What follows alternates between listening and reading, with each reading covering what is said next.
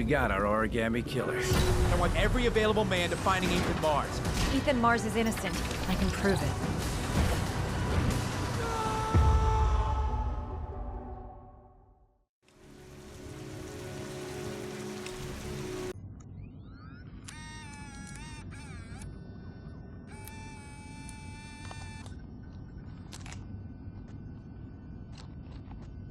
Go ahead, take a seat. Can you give me your name and your age, please? My name is Mary Smith. I'm 24. Have you ever taken any acting lessons, Mary? Not really. I couldn't afford it, but I watch a lot of films and I learn so much by watching them. Have you shot anything recently?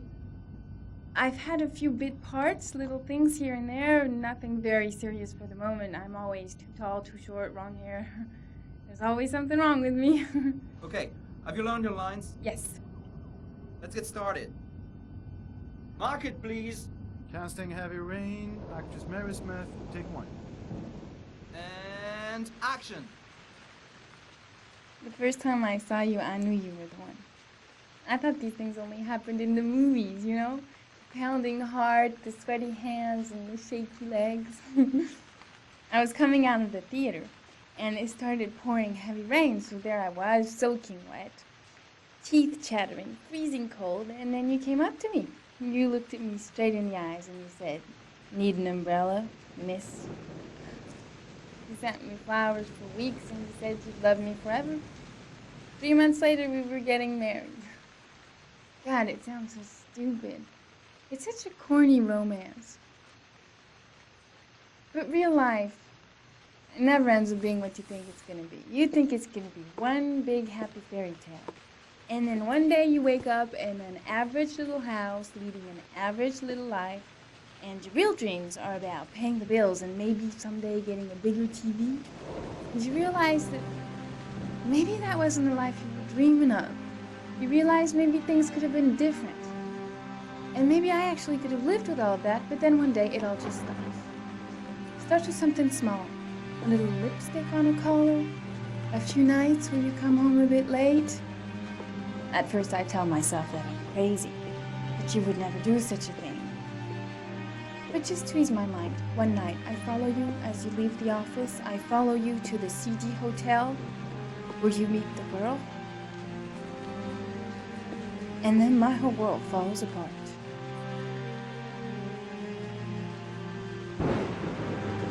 I come home and I cry for hours in my kitchen. I get the gun from the drawer in the bedroom, and I tell myself that if this is all that life has to offer me, then I can do without.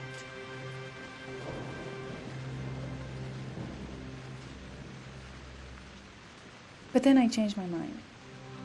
After all, I'm not the one who's cheating. So, quietly, I wait for you to come home, sitting in my average little kitchen. Obviously, when you get home, you don't suspect a thing, so I press the fucking gun against your forehead and I take a few seconds to watch the fear grow in your eyes. You tell yourself, she won't do it, she doesn't have the guts, she's just trying to teach me a lesson. But you are so wrong, honey. I sentence you to death for turning my life into a soap opera cliche, for stepping on my dreams, for not giving a shit about me all those years, and for lying to me and betraying me and humiliating me. I'm making an example out of you for all the assholes out there who think they can keep on fucking us over and over. Goodbye, my love.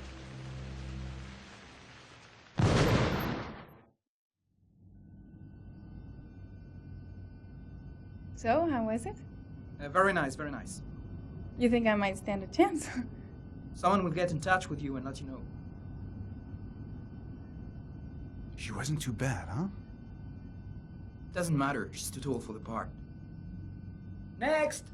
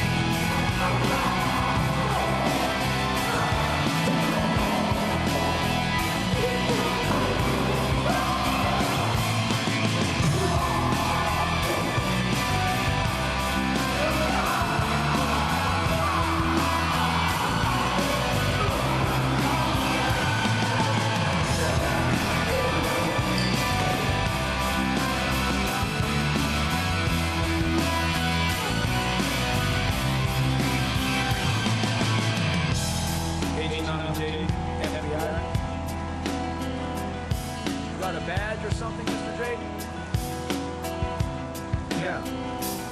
Yeah, of course.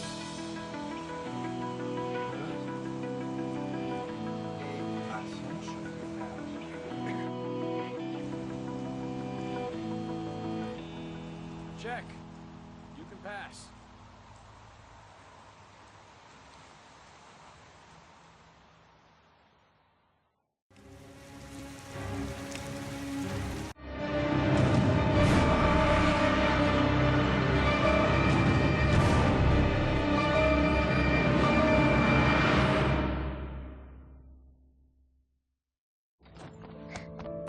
Hey, take it easy. You're gonna knock me over. So this is your big day, huh? Am I grown up now? 10 years old. That's not exactly grown up, but you're getting there. So, could you just give me a name for the camera?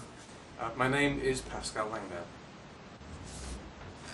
What is the text that was given to you? I have Norman Jayden and Ethan as well.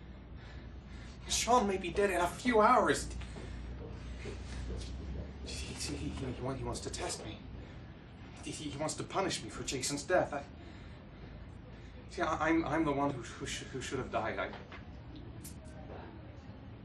I wanted to save him. I would have done anything to give my life for his, but I couldn't. Not a day goes by that I don't see his face.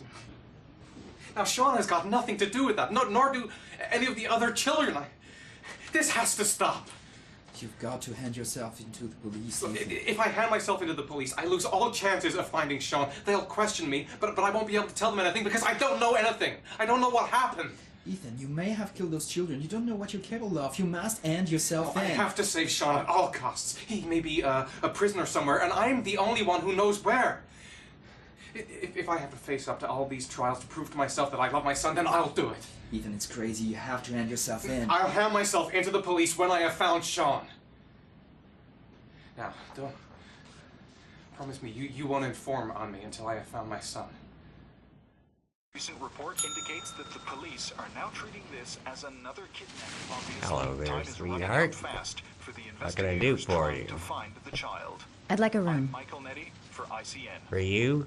Anything. That's for sure. I'm 25. I've been modelling for 5 years. I didn't mean to get into modelling at all. I was scouted on the street. I was shopping with my mum. The last time I saw him, he was watching a convoy of trucks going by. I was about 50 yards away. And he suddenly turned and looked at me. Locked on my eyes. And I didn't realise what was happening straight away. I heard cries from behind me.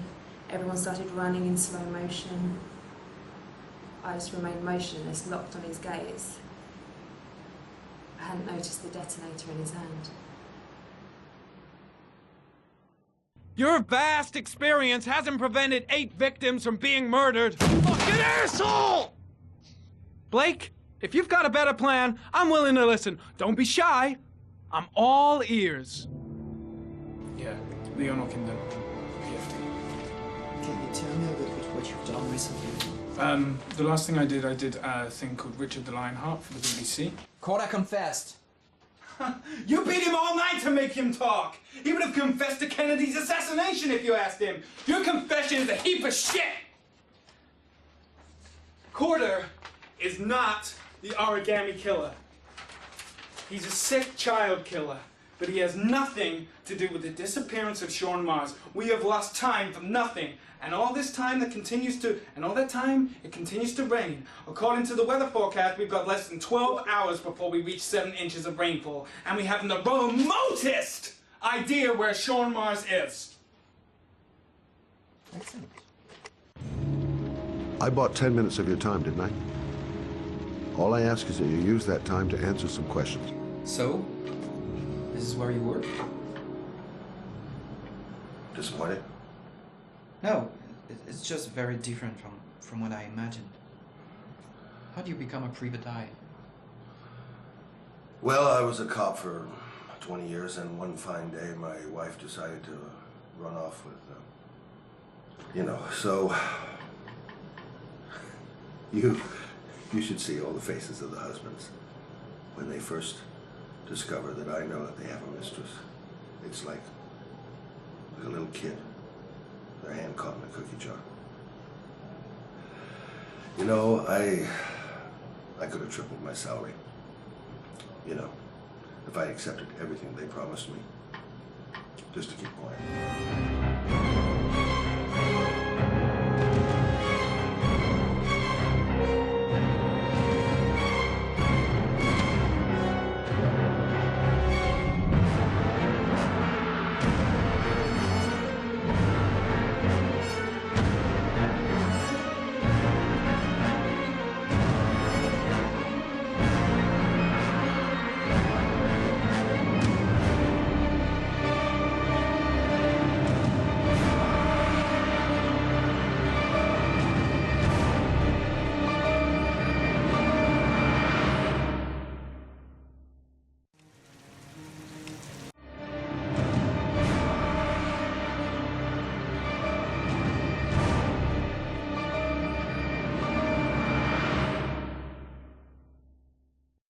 In an experience like Heavy Rain, I believe the music plays a very, very important role, and we know that, but we rediscover that at each game.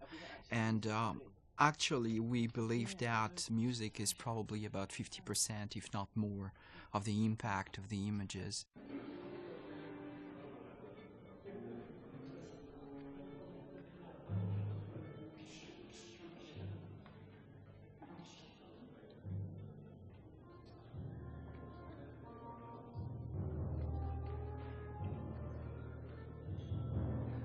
The biggest challenge with music in a title like Heavy Rain is the non-linear nature of the piece. So many actors told us that it was like the work of 3 to 4 movies, and regarding the music, it's exactly the same. It's as much work as 3 to 4 movies because of the non-linearity of the game.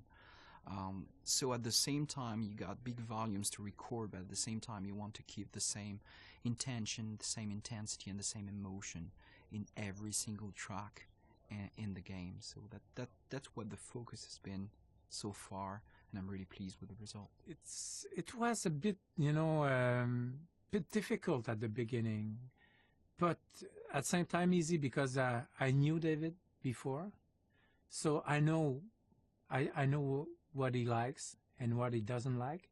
So for me, it's a good start. When you already have, a relationship with a director, you save time.